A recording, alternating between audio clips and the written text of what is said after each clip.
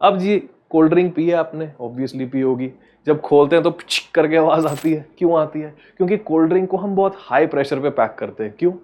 क्योंकि high pressure पे ना जो कार्बन डाइऑक्साइड है कोल्ड ड्रिंक में ज्यादा अच्छे से डिसॉल्व होती है।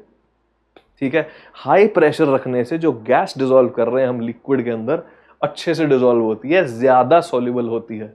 इसी को थोड़ा साइंटिफिकली बोल देते हैं। तो यही चीज बताना चाह रहा हूं मैं।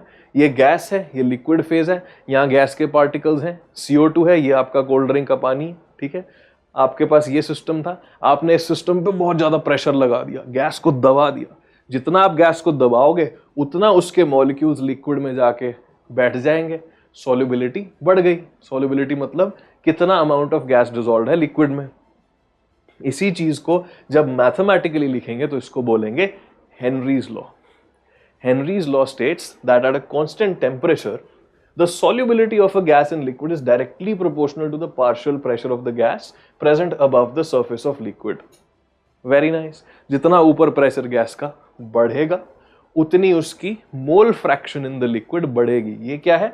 मोल फ्रैक्शन को डिनोट करने का ग्रीक लेटर काय। ये जो फैंसी सा एक्स बना है इसको बोलते हैं काय। ठीक है, तो जितना ज्यादा प्रेशर लगाओगे उतनी मोल फ्रैक्शन बढ़ेगी। बीच में फंसता है हेनरीज कांस्टेंट। ये हेनरीज कांस्टेंट हर गैस का अलग होता है। ठीक है, अब इमेजिन करो हेनरी कांस्टेंट जिस गैस का कम होगा उसकी सॉल्युबिलिटी ज्यादा होगी, जिस गैस का हेनरी कांस्टेंट ज्यादा होगा उस गैस की सॉल्युबिलिटी कम होगी। मान लो मैं दो गैसेस लेता हूं, दोनों में प्रेशर रख देता हूं 10 यूनिट्स। एक का हेनरी कांस्टेंट है 0.1, एक का हेनरी कांस्टेंट है 0.5। यहां मोल फ्रैक्शन कितनी आएगी मेरे पास? 100। यस, और यहां मोल फ्रैक्शन कितनी आएगी मेरे पास? 20, है कि नहीं? यस। सो जनता, आपको यहां से क्या पता लगा कि जिसका हेनरीज कांस्टेंट छोटा है उसकी सॉल्युबिलिटी ज्यादा है। ठीक है, ये दिमाग में रखेंगे अपन। तो कुछ एग्जांपल्स आपके सामने मैं लाऊंगा। तो KH is a function of the nature of gas, gas पे डिपेंड करता है ये। Higher the value of KH, lower is the solubility. KH value increases with increase of temperature.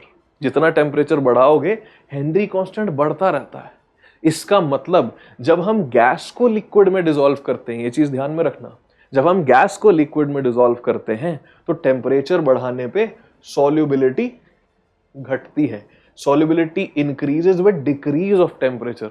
Solid को लिक्विड में डिसॉल्व करते हैं तो उल्टा होता है, गैस को लिक्विड में डिसॉल्व करते हैं तो उल्टा होता है। इसका हिंट है एंट्रोपी में, सोच के देखना। ठीक है, तो जनता ये कुछ वैल्यूज हैं हेनरीज कांस्टेंट की, NCERT से निकाल रखी है मैंने। टेम्परेचर दे रखा है, गैसेस दे रखी हैं, आप इस पे फोकस करो जरा।